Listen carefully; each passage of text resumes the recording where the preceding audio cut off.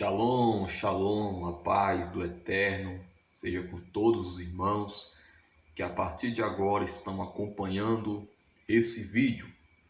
Estou extremamente grato a Deus por Deus ele conceder uma oportunidade maravilhosa para poder comunicar sua santa e poderosa palavra. Bom, qual é o objetivo, qual é o assunto que há de ser comunicado aqui através desse vídeo? Deus colocou em meu coração para que eu trouxesse algo que muitas pessoas têm dúvidas, algo que muitas pessoas estão, digamos assim, perturbadas. E Deus, pela sua graça, pela sua misericórdia, tem me agraciado para que eu pudesse sim passar essa instrução para você que está do outro lado. O assunto vai ser concernente à salvação. Falar sobre a soteriologia. Soteriologia significa estudo da salvação ou doutrina da salvação, certo? Então, muitas perguntas que eu vejo no meio do povo de Deus, nas redes sociais, em debates teológicos, vemos uma seguinte pergunta. Que pergunta é essa? Será que tem como perder a salvação? Para você, será que tem como uma pessoa perder a salvação? Será que tem como a pessoa perder a salvação? Antes de mais nada, só gostaria de abrir as Escrituras na carta do apóstolo Shaulo, o apóstolo Paulo, na carta aos Efésios, capítulo de número 1. Carta de Paulo aos Efésios, capítulo de número 1.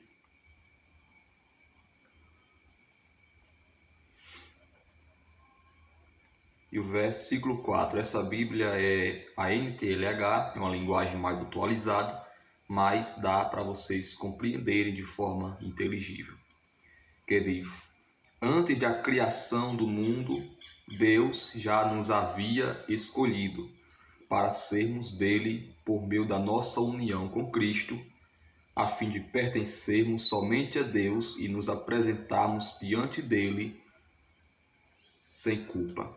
Bom, isso já deixa claro que Deus, mesmo antes de criar o mundo, mesmo antes de criar os céus, a terra e a fonte das águas, ele já determinou os escolhidos.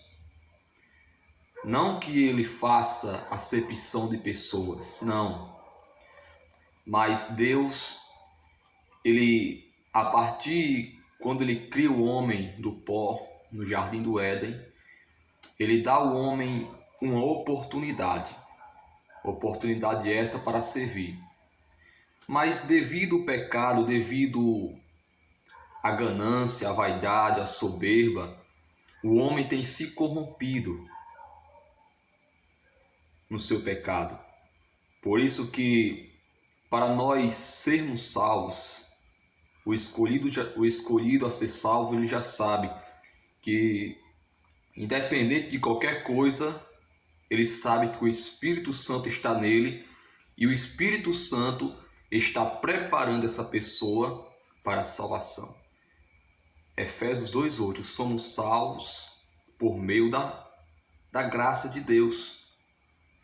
Pela graça sois salvos mediante a fé, isso não vem de vós, é dom dado por Deus, Efésios 2:8. E lá em Romanos 10, o versículo 17 diz que a fé vem pelo ouvir, e ouvir o que? A mensagem de Cristo. Então, se você ouve a palavra de Deus e a pratica e põe em prática, irmão, não tem joio, não tem semente maligna que possa arrancar esse dom que Deus te deu. Você está sendo regenerado, você está sendo preparado para chegar na estatura do varão perfeito. Então, é uma pergunta que muitos indagam e eu gostaria até também de ler outra porção das Escrituras. Eu particularmente respondo essa pergunta: será que tem como perder a salvação? Eu particularmente digo não, não tem como.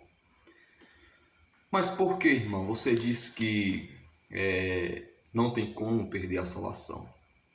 Por exemplo, você já imaginou alguém adotar uma criança e depois jogá-la na rua enquanto está aprendendo a andar, só porque ela cai enquanto está aprendendo a andar? Você vai deixar ela de lado? Não vai.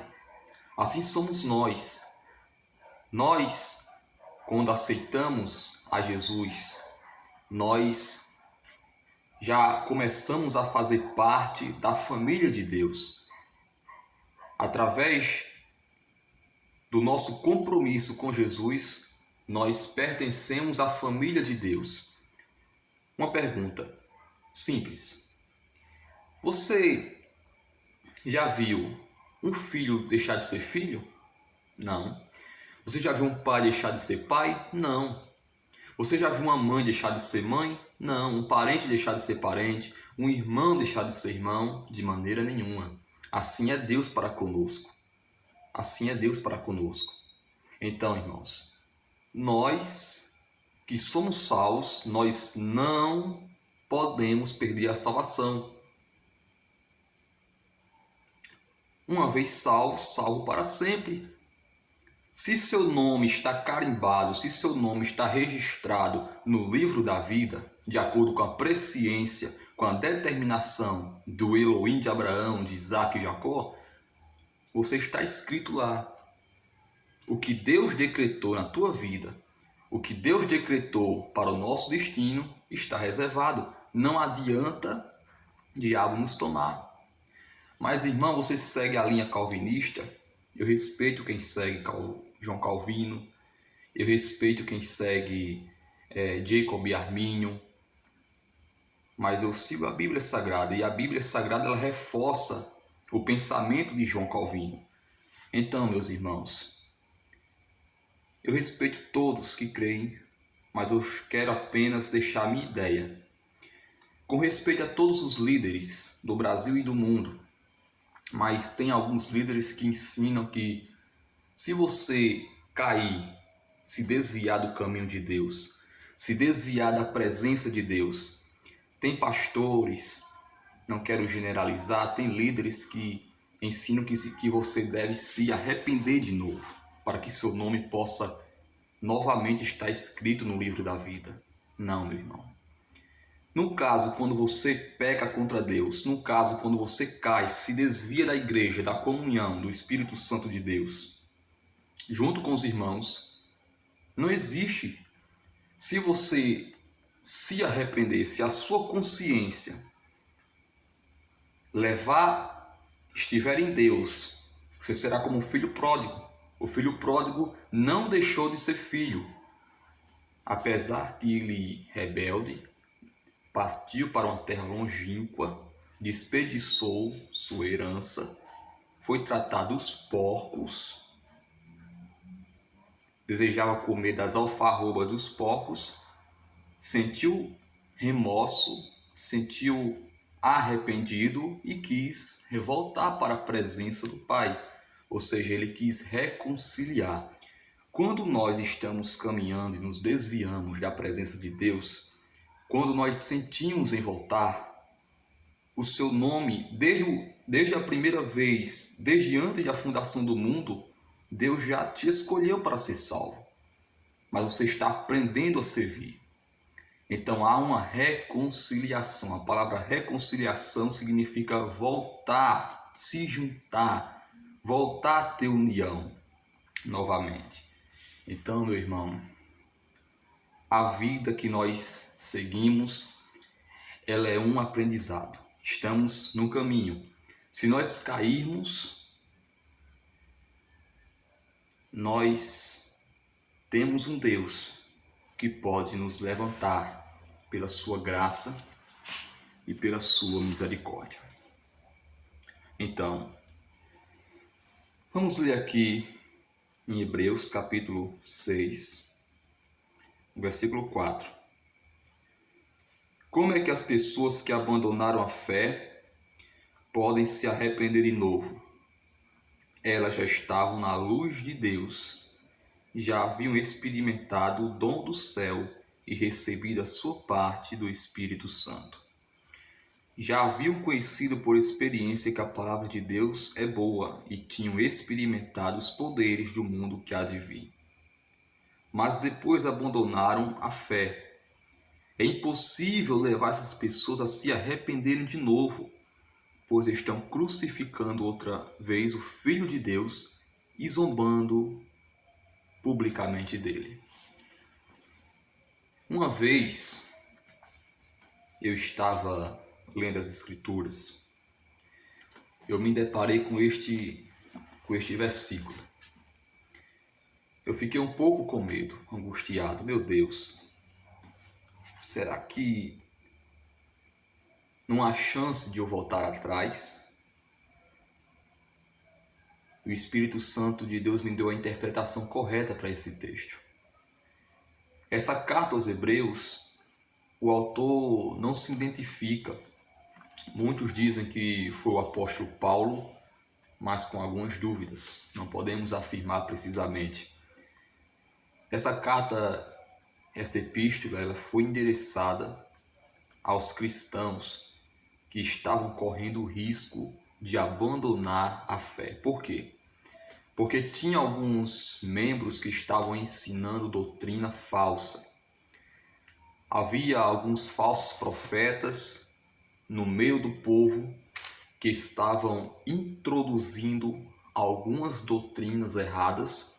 É por isso que o autor da carta alerta, no capítulo 6, versículo 1, vamos em frente a fim de chegarmos ao ensinamento de adultos.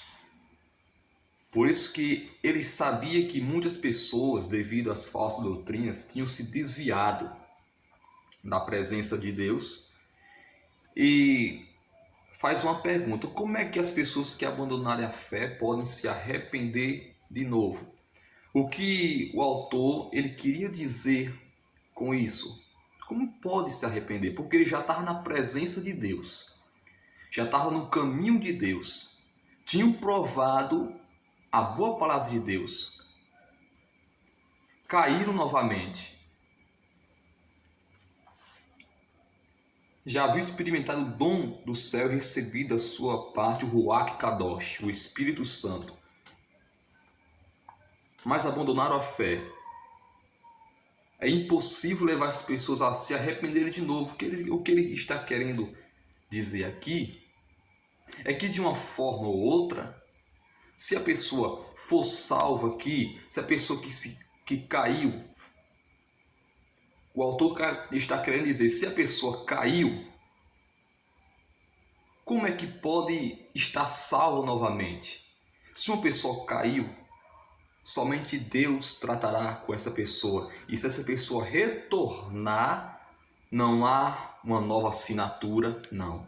Há uma reconciliação. Por isso, igreja, se você, caso estiver caminhando, cair, e se você sentir o desejo no seu coração de voltar para a presença do Pai, você pode até dizer assim, mas estou no pecado, mas estou vivendo uma vida dissoluta, estou frustrado, já perdi a alegria da salvação. Ei, quando Davi pecou, ele ficou sem alegria.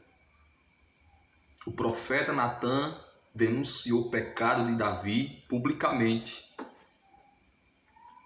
depois que ele cometeu adultério com Betseba e um homicídio, e cometeu a morte de um homem inocente. E ele expressa no Salmo 51, verso 11: Não me lances fora da tua presença e não retires de mim o teu Espírito Santo.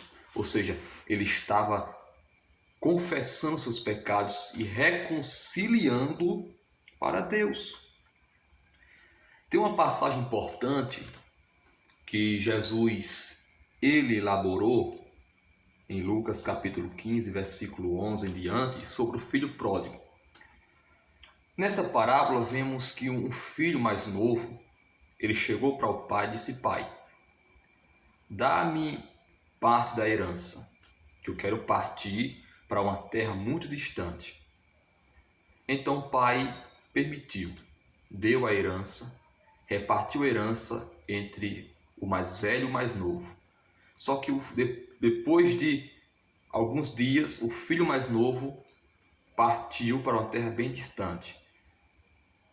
Quem sabe houve alguma raiva, alguma briga, alguma desunião, e o filho despeitado foi para longe viver uma vida independente, longe da disciplina, longe da vigilância do pai. Desperdiçou, vendeu sua herança, já que, de acordo com a lei mosaica, de acordo com a lei de Moisés, era proibido uma herança ser vendida, e ele vendeu sua herança, gastou com dinheiro, foi para balada, foi para farra, foi ver se trabalhava com o fazendeiro colocou ele para tratar dos porcos, e a Bíblia vai dizer que ele desejava comer as alfarrobas, a lavagem, as bolotas que os porcos estavam comendo. Ao se sentir humilhado, ele disse, levantou a cabeça: quantos trabalhadores de meu pai têm comida em abundância, eu aqui pereço de fome. Uma atitude: levantar-me-ei e irei ao meu pai e direi: Pai, pequei contra o céu e contra ti, e não sou digno mais de ser chamado teu filho. E faz como um dos teus empregados. E ele foi. Quando ele estava chegando na sua casa, caminho da sua casa, o pai estava no alpendre de sua casa, o esperando de braços abertos. O filho chegou até o pai, se prostrou diante do pai e confessou tudo. Uma pergunta: ele não deixou de ser filho. Apesar de ele se arrepender, apesar de ele ter caído, apesar de sua rebeldia contra o pai o perdoou. Matou um bezerro gordo para ele, colocou sandália nos seus pés, pôs um anel nos seus dedos, uma roupa linda, bonita. É assim que Deus vai fazer na sua vida. Deus está de braços abertos para você. Mesmo que você diga: não, mas não diga isso, porque o diabo é mentiroso e pai da mentira. Se o inimigo diz que você já está condenado, se o inimigo diz que você já é um derrotado, ele perdeu há muito tempo. Derrotado é ele, que já seu destino é a segunda morte, o castigo eterno que está reservado para o falso profeta, o anticristo, a besta. Então, ore pelo seu pai que está afastado, ore pela sua mãe, ore pelo seu irmão, ore enquanto eles estão vivos, pregue para que eles venham se arrepender, pregue para que eles venham a se reconciliar novamente para os braços do Pai. Já tem gente, que eu já vi várias pessoas, pecam tanto que ele se esquece de Deus. O ateu, o gnóstico, o judeu, não generalizando, o judeu ortodoxo, não acredita na pessoa bendita de Jesus. Judeus não convertidos zombam da divindade, da deidade do Machia, do Cristo que nós cremos e fazemos menção. Não é à toa, porque está escrito que aquele que é nascido de Deus não peca. Não que não sejamos pecadores, porque nós pecamos todos os dias. Apesar de nós, salvos, sermos pecadores, nós reconhecemos, confessamos os nossos pecados, como está escrito em 1 João, capítulo 1, versículo 9. Se confessarmos os nossos pecados, Ele é fiel e justo para nos perdoar e nos purificar de toda imundícia. Então, tem pessoas que não ligam para a salvação. Nós somos pecadores, só não somos ímpios. Só nós não estamos na roda dos escarnecedores. Só o Espírito Santo de Deus para poder salvar. E você acha que ele não tem o poder de salvar? Ele salva se ele quiser. Ele tem o poder de salvar. É uma das virtudes do Espírito Santo salvar. Ele tem o poder de salvar. Ele tem o poder de batizar, de curar, de libertar. Está segundo a vontade dele, meu irmão. Está segundo sob a vontade dele, do Pai. Muitas pessoas morrem no pecado. Quem pode julgar é o Altíssimo Deus, é o Pai Eterno. Na prática do pecado. Na prática do pecado. Mas você está vivo. Você está vendo esse vídeo aqui. Quer ser salvo? Quer ter uma vida digna? Aceite Jesus hoje. Aceite a mensagem do Evangelho de Deus. Tenha uma vida com Deus. Vá à igreja, se reúna com os irmãos. Hebreus 10, 25. Não nos deixemos de congregar. Então, meu irmão, o salvo, quando ele morre alegre, porque sabe que estará no paraíso com Jesus e os anjos, os malaquins. Aleluia. Sabe por quê? Não é à toa que Jesus ele explicou na sua parábola que o reino do céu é como um homem que semeou semente boa na sua terra. Uma certa noite, quando todos estavam dormindo, veio um inimigo, semeou no meio do trigo uma erva ruim, chamado joio, e depois foi embora. Quando as plantas cresceram e se formaram as espigas, o joio apareceu. Está escrito em Mateus capítulo 13, versículo 24 ao 30. O que é que acontece? O trigo, ele serve para juntar ao celeiro, ao depósito. Já o joio não, aquela palha seca não, serve para apenas ser queimado. O inimigo, Satanás, Lúcifer, Satã, ele semeou o joio, a semente maligna. A semente maligna é a falsidade, é a hipocrisia, é o fingimento, é o disse-me-disse, é evangelho por amor ao dinheiro, falso evangelho, doutrina herética. Tudo isso é joio no meio do trigo. É por isso que Jesus, ao pregar a parábola, ele narra que o empregado perguntou ao patrão se ele queria que tirasse o joio do meio. E a advertência foi: não, para que você não cometa o erro de arrancar ambos. Deixe que cresçam juntos até o tempo da colheita. Qual é o tempo da colheita? O fim do mundo. O fim do mundo é o tempo da colheita. O Eterno separará o trigo do joio e o joio do trigo. Há uma distinção muito grande. Vai separar o joio do trigo e o trigo do joio. Está entendendo? O joio será queimado e o trigo será levado ao celeiro de Deus.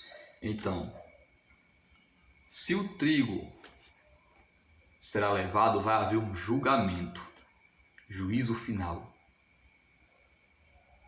onde será sentenciado o lugar dos ímpios, o lugar dos justos. Uma certa vez, Jesus falou sobre o castigo eterno. Ele disse que o castigo eterno, ou o inferno, como muitos queiram chamar, que o inferno significa sepultura, lugar dos mortos. O inferno significa, na forma hebraica, Sheol, e na forma grega, Hades, significa lugar de tormento, sepultura. Bom, um lugar que vai haver choro, pranto e ranger de dentes. Imagine um lugar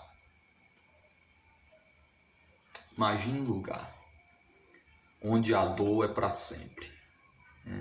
Imagine um lugar que você não vai ter mais esperança na sua vida.